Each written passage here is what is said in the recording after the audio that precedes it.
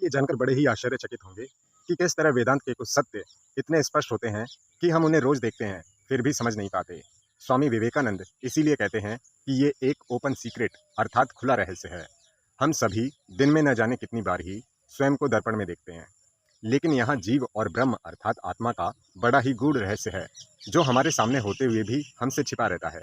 वेदांत कहता है कि जब भी तुम दर्पण में स्वयं को देखो तो कुछ बातों का अवश्य विचार करना, सत्य तक पहुंच जाओगे। हम स्वयं को बिना दर्पण के नहीं देख सकते, किंतु इससे क्या हम नहीं हैं, ये ऐसा कहा जा सकता है? ठीक इसी तरह चेतना स्वरूप आत्मा को निराकार से साकार रूप में नहीं देखा जा सकता, किंतु हम ये तो नहीं कहते कि हम अचेतन हैं। खुद को अचेतन कहने के लिए भी हमें चेतन होना पड़ेगा।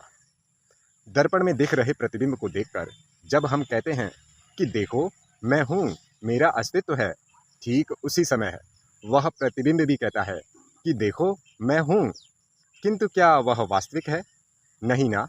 ठीक इसी तरह हमारा अहम अर्थात आत्मा का प्रतिबिंब भी वास्तविक ना होते हुए भी कहता है कि मैं हूँ। दर्पण में बने प्रतिबिंब का अस्तित्व दर्पण पर आश्रित है, किंतु आपका नहीं। ठीक इसी तरह अहम भी इस शरीर और मन का आश्रय लिए रहता है, आत्मा नहीं। इसीलिए जब शरीर की मृत्यु का ख्याल आता है तो ये बड़ा ही विचलित हो जाता है।